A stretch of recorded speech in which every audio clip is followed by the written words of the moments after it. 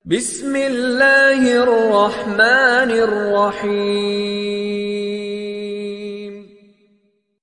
A'udzu billahi minasy syaithanir rajim.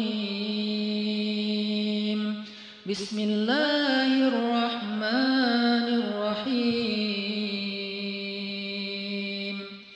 Alhamdulillahi rabbil alamin. Ar-Rahmanir Rahim. Maliki yaumiddin. Iyyaka na'budu wa iyyaka nasta'in. Iyyaka na'budu wa iyyaka nasta'in.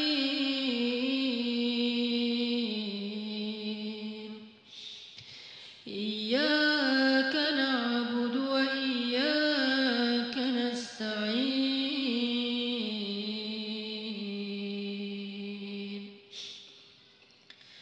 Iyyaka na'budu wa iyyaka nasta'in.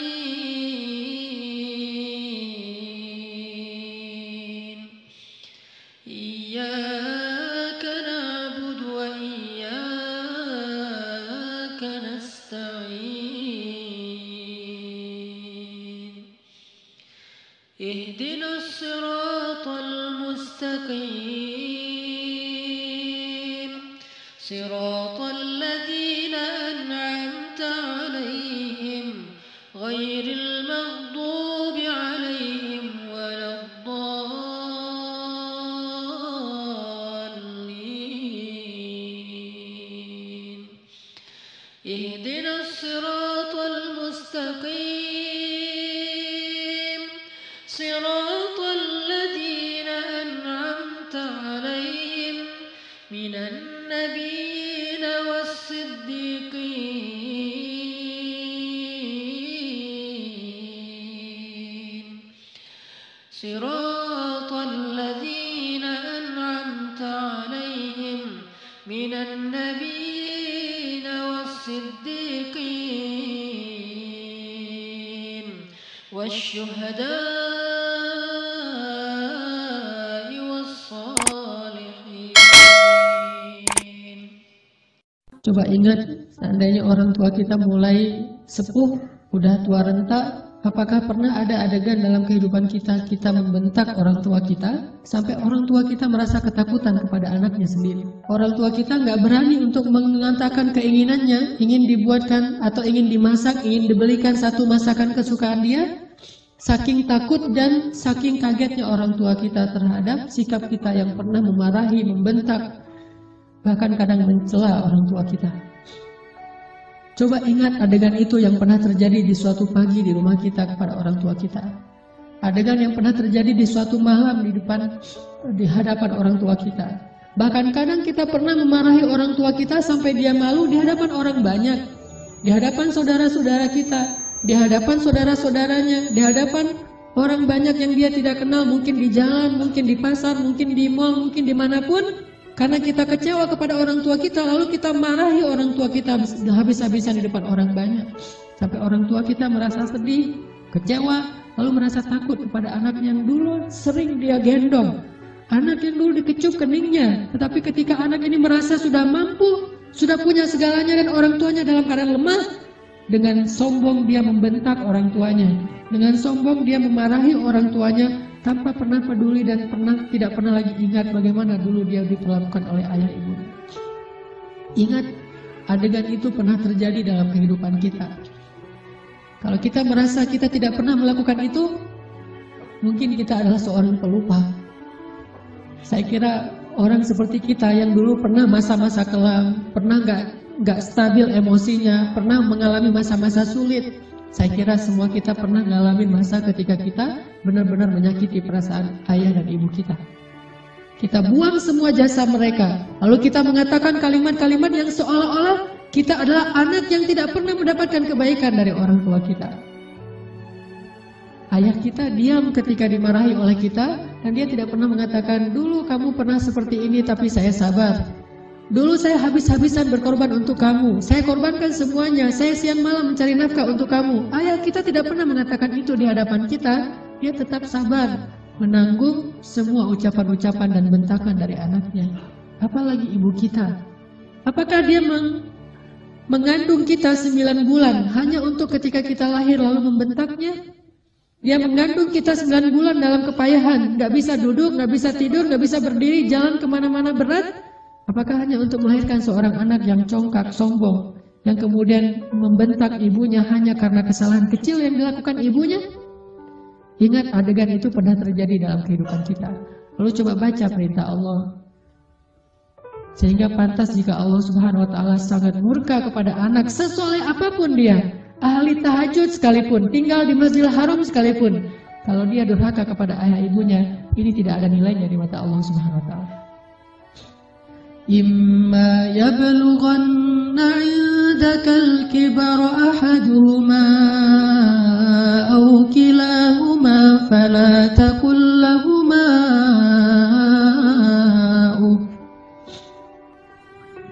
Seandainya salah satu dari mereka atau keduanya tumbuh atau hidup bersama kalian dalam tanggungan kalian, maka janganlah sekali-kali kalian mengatakan kepada keduanya kalimat-kalimat yang menyakiti. Uffin.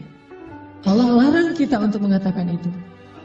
Lebih baik kita tidak pernah sholat sunnah sekalipun kalau kita masih bisa tetap menjaga lisan kita kepada orang tua, daripada kita menjadi ahli ibadah tetapi kita tidak mampu menjaga lisan kita dari menyakiti orang tua kita. فلا تقل لهما أف ولا تنهرهما فلا تقل لهما أف ولا تنهرهما وقل لهما قولا كريما. فلا تقل لهما أف. Kalimat uf ini adalah kalimat ketika seorang anak tidak mau mendengar ucapan nasihat dari orang tuanya, dia berpaling, maka itu adalah kalimat uf. Dia tidak mengabaikan apa yang diucapkan oleh orang tuanya adalah kalimat uf. Orang tuanya belum selesai berbicara, dia sudah pergi, itu adalah kalimat uf. Orang tuanya memberikan usulan tetapi bagi dia itu sesuatu yang tidak penting, maka itu kalimat uf. Semua kalimat mengabaikan yang menyakiti perasaan orang tua kita adalah kalimat uf. Sedangkan wala tanharhuma adalah kalimat seorang anak yang merasa lebih benar daripada orang tuanya. Kalimat sombong, kalimat yang seorang anak merasa lebih tahu daripada orang tuanya. Atau bisa jadi orang tuanya melakukan satu kesalahan kecil, lalu anaknya melarang orang tuanya melakukan kesalahan itu. Ibu, jangan malu-maluin saya di depan umum. Ayah nggak usah seperti itu. Melarang orang tuanya melakukan sesuatu yang menurut dia tidak pantas, itu termasuk wala tanharhuma. Jangan larang dia. Biarkan dia melakukan apa yang dia kehendaki selama itu bukan dosa besar. Bahkan apalagi urusan-urusan sepele di rumah tangga kita. Mungkin dia melakukan sesuatu yang gak berkenan bagi kita. Katakanlah misalnya dia memakai baju yang menurut kita tidak terlalu pantas. Katakanlah dia beradab dengan adab yang tidak terlalu kita senangi. Jangan larang dia, tetapi ajaklah dia bicara yang baik-baik. Jangan pernah melarang dia melakukan sesuatu yang membuat dia merasa disalahkan, yang membuat dia merasa sensitif, karena semua itu masuk wala tanharhuma. Terus apa yang harus kita lakukan? Wa qul lahuma qawlan karima. Katakan kepada keduanya ucapan yang karim, ucapan yang mulia. Bagaimana ucapan yang mulia? Disertai dengan senyum dari anaknya, dengan suara yang lemah lembut, dengan tetap menjaga perasaan orang tuanya. Itulah qawlan karima.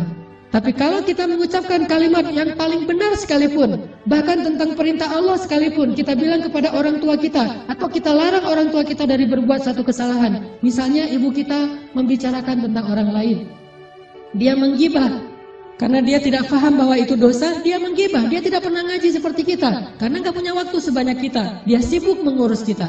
Suatu saat dia menggibah tentang saudaranya, tentang keluarga, tentang orang lain. Maka jangan larang dia dengan cara yang membuat dia merasa sakit hati, membuat dia merasa tersinggung. Walaupun dia salah dan kita yang benar, kita mengatakan kalimat yang baik, yaitu kalimat yang, ibu jangan menggibah orang lain, ibu itu dosa besar dan seterusnya, membuat dia sedih, itu termasuk wala tanharhuma.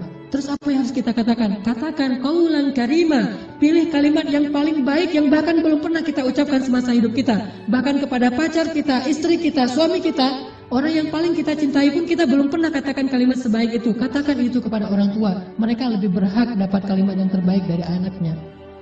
Siapa suami kita? Sehingga kita memilih kata-kata yang paling santun untuknya. Tapi kita tidak menyedekahkan kata-kata itu untuk orang tua kita.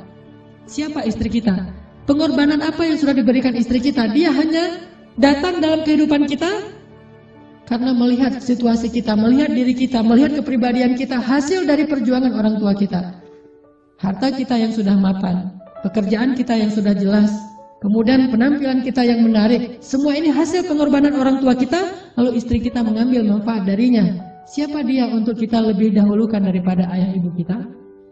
Apalagi orang yang bukan siapa-siapa dalam kehidupan kita, tidak ada hubungan apapun selain pertemanan, yang kemudian kita menyebutnya sebagai kekasih kita. Apakah dia lebih berhak mendapatkan qaulan karima daripada ayah ibu kita? Makanya Allah mengatakan, wa qul lahuma qaulan karima. Selalu tersenyum ketika berbicara kepada orang tua kita, bahkan dalam kondisi ketika kita tidak nyaman perasaannya, dalam kondisi kecewa sekalipun, dalam kondisi tersinggung sekalipun, kita berhak untuk tersinggung, tetapi kita tidak berhak untuk mengekspresikannya di hadapan orang tua kita. Wajar manusia tersinggung, wajar manusia kecewa, tetapi kita tidak berhak sama sekali mengekspresikan kekecewaan itu di hadapan orang tua kita. Kenapa? Allah katakan, wa qul lahuma qaulan karima wa la tanharhuma. Jangan tunjukkan rasa tidak senang kalian kepada mereka. Apalagi kalau orang tua kita sudah mulai pikun. Banyak kesalahan yang dia akan lakukan. Dia datang kepada kita, kita punya budaya di keluarga bersama istri kita dan anak-anak kita. Dia datang dan melakukan hal-hal yang tidak sesuai dengan budaya di rumah kita. Kalau ayah kita seorang laki-laki yang perokok misalnya, maka dia merokok di sembarang tempat, lalu dia tidak pakai asbak, dia buang puntung rokoknya atau mungkin debu dari rokok itu di mana-mana. Karena kita merasa bahwa rumah kita tidak punya budaya seperti ini, kita marah kepada orang tua kita. Tetap jangan marahi dia, wala tanharhuma. Jangan cela dia, jangan marahi dia, kata Allah SWT. Walaupun dia melakukan kesalahan sekalipun. Ibu kita juga demikian, mungkin dia sering tersinggung dengan menantunya, yaitu pasangan kita.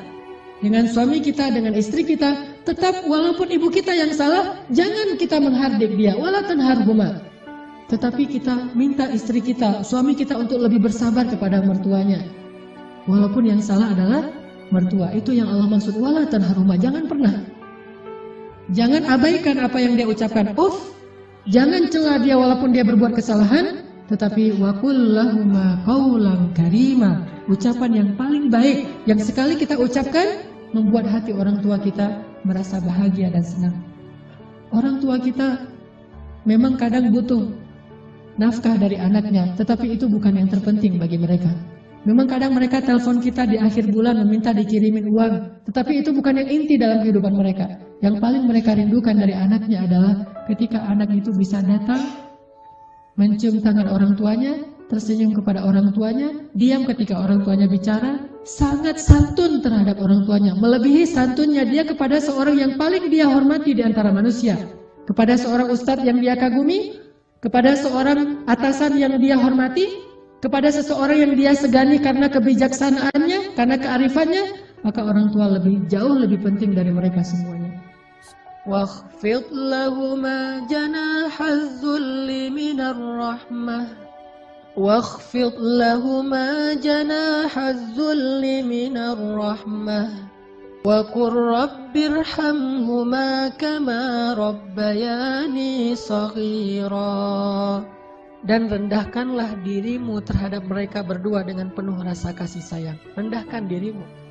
Kalau dalam bahasa Arab kalimat wakhfid lahuma janahaz dzul itu adalah kalimat ketika kita merasa tidak ada apa-apanya dibandingkan mereka.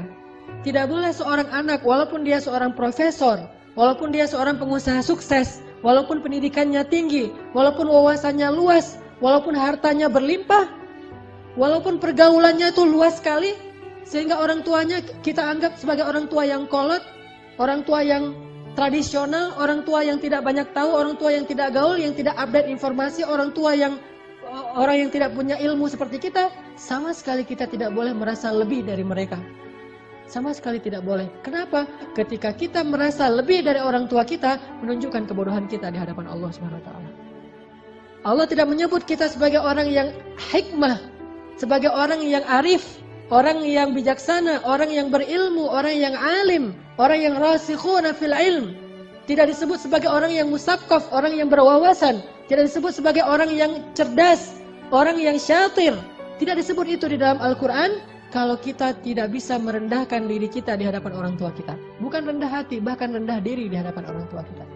Orang yang cerdas itu bagi Allah adalah orang yang rendah diri di hadapan ibu bapaknya. Dia merasa bahwa dia tidak lebih tahu daripada orang tuanya. Walaupun dia tahu lebih daripada orang tuanya, tetapi dia tidak pernah merasa lebih tahu daripada orang tuanya. Sehingga ketika orang tuanya bicara, dia bisa menghargai semua yang diucapkan orang tuanya. Tidak mengatakan, itu nggak penting. Apa yang diucapkan orang tuanya menurut dia sesuatu yang tidak realistis. Zaman sudah berubah dan seterusnya dan seterusnya. Bahkan secara tidak sengaja, kadang kita mentertawakan ucapan orang tua kita. Kita mentertawakan kekolotan orang tua kita yang kadang-kadang tidak dia sengaja dia tunjukkan di hadapan kita dan anak-anak kita. Bahkan kadang kita mengajak pasangan kita. Kita mengajak anak-anak kita untuk semuanya mentertawakan nenek mereka, mertua mereka, ayah atau ibu kita di hadapan orang banyak. Bakti seperti apa ini? Seorang anak kepada ayahnya dan kepada ibunya. Ketika kita sama-sama bersama keluarga kita, anak kita yang udah pintar megang gadget, istri kita yang di tangannya selalu ada HP, sementara kita juga sibuk dengan pekerjaan kita. Apa yang ada di tangan ibu kita? Foto anaknya, foto kita ketika kita masih kecil. Dia rindu masa-masa ketika dia bisa memeluk anaknya yang sudah lama tidak memeluknya. Tapi dalam situasi kayak gitu kita mentertawakan orang tua kita. Siapa kita? Apakah kita menjadi seperti sekarang ini tanpa pengorbanan dari mereka? Maka Allah mengatakan wakhfid lahuma janahadzulli minar rahmah. Rendahkan dirimu di hadapan orang tuamu beserta dengan kasih sayang. Rendahkan diri dengan kasih sayang. Bahkan kalau kata Nabi ketika ada seorang laki-laki yang menawarkan diri untuk berjihad bersama Rasulullah, Rasulullah bertanya, apakah ibumu masih hidup? Dia mengatakan, ya Rasulullah, ilzam rijlaiha. Apa kalimatnya? Ilzam rijlaiha. Ilzam itu adalah terus menerus. Rijlai artinya dua kaki. Ha adalah perempuan. Maka terus meneruslah kamu seolah-olah berbakti kepada ibumu dengan kalimat terus meneruslah kamu mencium kaki orang tuamu atau ibumu. Disuruh cium kaki ibu kita oleh Rasulullah. Ilzam rijlaiha. Karena sesungguhnya di bawah kaki ibu kita, saking rendahnya surga di mata Allah dibandingkan seorang ibu, ternyata surga itu di bawah telapak kaki ibu. Ilzam rijlaiha kata Rasul. Bukan berjihad. Bagi kamu, khusus bagi sahabat ini tidak berlaku bagi yang lain, tetapi ini pelajaran tetap sunnah Nabi. Bukan jihad yang terpenting bagi dia, karena dia belum baik kepada ibunya. Bukan berdakwah kepada banyak manusia yang terpenting bagi dia amalannya. Bukan tahajud, bukan ibadah, bukan ke masjid setiap 5 waktu dalam sehari. Tetapi amalan yang paling penting bagi laki-laki ini adalah ilzam rijlai ummika. Maka ilzamlah, tunduklah kamu dan selalulah kamu berada di kaki ibumu. Selalulah kamu berada di kaki ibumu. Gak pantas bahkan seorang anak dengan kesombongan dia duduk di atas, ibunya di bawah. Atau setidaknya dia berduduk sama rata dengan ibunya. Anak yang paling cerdas, yang paling arif, yang paling dicintai Allah itu justru dia selalu duduk di bawah kaki ibunya. Dia manja kepada ibunya, dia memijit-mijit kaki ibunya yang mungkin dulu di masa yang dia masih kecil lelah. Bukan lelah sekarang, apa sih ibu mah kerjaan dari pagi tidur aja. Mungkin sekarang dia tidak lelah karena dia sudah tidak banyak pekerjaan. Tetapi dia pernah sangat-sangat lelah ketika membesarkan kita. Maka kalau dulu kita tidak pernah memijit kakinya, sekarang kita balas. Kita mijit-mijit kaki ibu kita. Kita tanya ibu-ibu mau dipijit di bagian mana, di pundak atau di kaki atau di lengan. Pasti dia akan mengatakan tidak usah. Kalaupun dia meminta, maka kita berbahagia karena ibu kita menunjukkan apa yang harus kita lakukan. Sampai seorang salafus salih, ketika ibunya meninggal, dia menangis. Orang bertanya, ya Syekh, kenapa Anda menangis? Bukankah ibu Anda ini meninggal dalam keadaan baik, dia orang yang solehah dan seterusnya, dan semuanya juga akan kembali kepada Allah. Kenapa Anda menangis? Apa kata salafus salih ini? Saya menangis karena saya tahu bahwa mulai hari ini pintu surga itu telah tertutup untuk saya. Sejak ibu saya meninggal, berarti pintu surga itu telah tertutup untuk saya. Maka berbahagialah teman-teman sekalian yang masih punya ayah dan ibu. Apalagi ketika ayah dan ibu itu sudah semakin dalam tanda kutip merepotkan kita. Maka justru saat itulah Allah Subhanahu wa taala memberikan kita pintu surga yang sangat lapang untuk kita masuki. Bersabarlah. Bersabarlah dalam menghadapi berbagai macam perangai mereka. Walaupun mereka menyakiti perasaan kita, jangan tunjukkan itu di hadapan mereka. Waqfid janahak. Tundukkan diri kita. Kalau perlu cium kaki orang tua kita. Terus terakhir Allah katakan, wa qur rabbir hamhuma kama rabbayani shaghira. Ya Allah, sayangilah kedua orang tua saya sebagaimana mereka membesarkan saya sejak kecil. Sayangi mereka ya Allah. Itu kalimat yang paling besar yang bisa kita ucapkan untuk orang tua kita ketika mereka tidak bersama kita. Baik mereka masih hidup atau sudah wafat sekalipun. Katakan itu selalu di dalam doa kita. Baik ketika sujud atau di luar sujud, di luar sholat. Wa qur rabbirhamhuma kama rabbayani shaghira. Datangi orang tua kita. Kalau tidak ada orang tua, mertua kita, karena itu juga orang tua kita, minta maaf kepada mereka, minta ampun kepada mereka. Mudah-mudahan Allahumma antas salam wa minkas salam wa ilaika ya'udus salam fahayyina bis salam wa adkhilna al-jannata darus salam.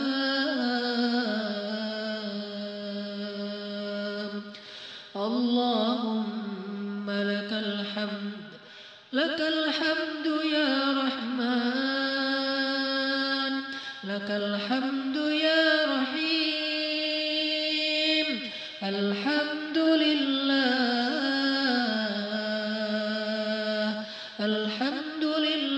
ala ni'matil Islam.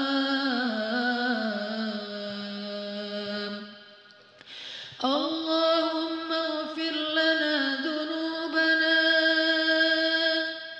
Allahumma ighfir lana dhunubana ya Ghaffar, ya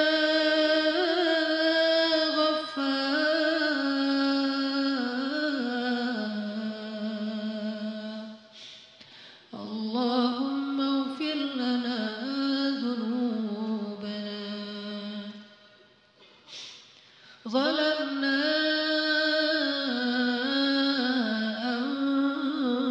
anfusana, zalamna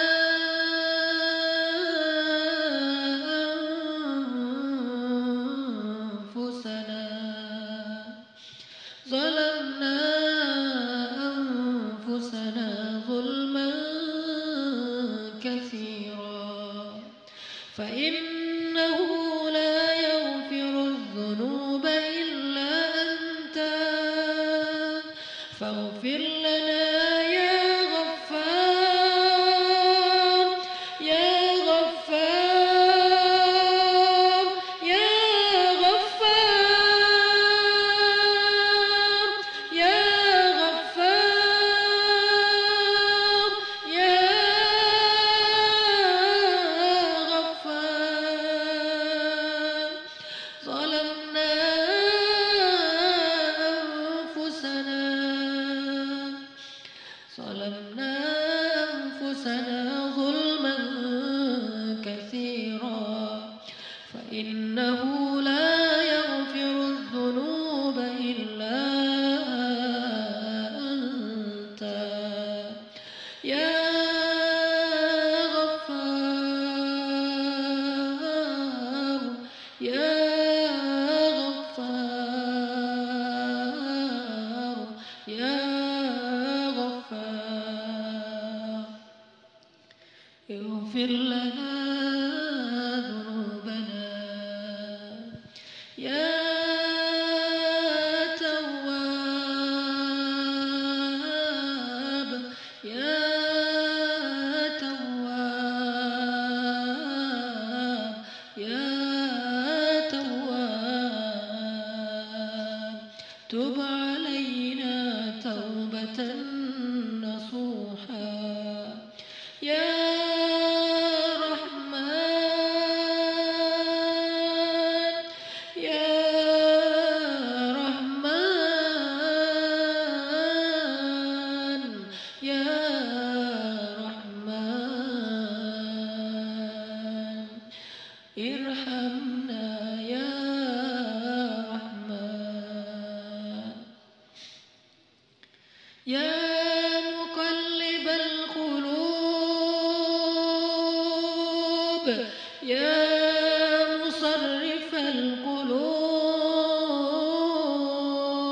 القلوب يا رب القلوب إليك أسلمنا وبك آمنا وعليك توكلنا وإليك أنبنا اهدنا يا الله يا الله يا الله يا الله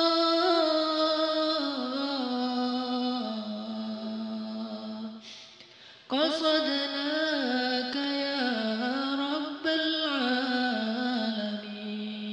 العالمين اللهم اغفر لنا ولوالدينا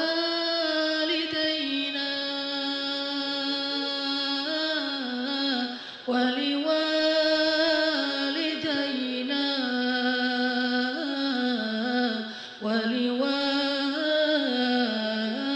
ولوالدينا اللهم اغفر لأمهاتنا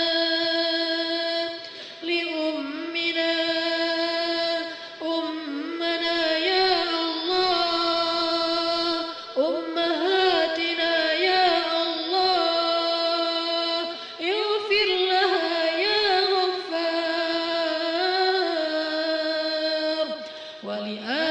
ولآبائنا يا غفار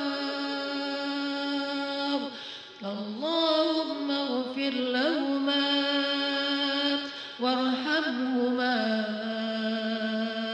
وارحمهما كما ربيانا صغارا اللهم انصر الإسلام اللهم انصر الإسلام اللهم انصر الإسلام والمسلمين اللهم انصر المسلمين في فلسطين اللهم انصر المسلمين في سوريا اللهم انصر المسلمين في يمن اللهم إنهم إخواننا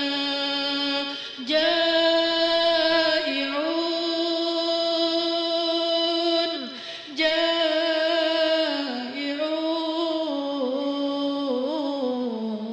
جائعون اللهم إنهم ضعفاء فانصرهم اللهم كن لهم وليا ونصيرا اللهم انصر إخواننا المسلمين في تركستان اللهم انصر إخواننا المسلمين في روهينيا اللهم انصر إخواننا المسلمين في كل مكان اللهم حرر المسجد الأقصى المبارك اللهم إنا نسألك أن تحرر المسجد الأقصى المبارك أقصى المبارك مسجد الأقصى المبارك من أيدي الغاصبين حرر المسجد الأقصى المبارك من أيدي اليهود اللهم وحد كلمات المسلمين اللهم وحد صفوف المسلمين اللهم اشفي أمراض المسلمين اللهم اشف صدور المسلمين اللهم كن للمسلمين وليا ونصيرا اللهم ارحم شهداء المسلمين اللهم وفق علماء المسلمين اللهم اهد شباب المسلمين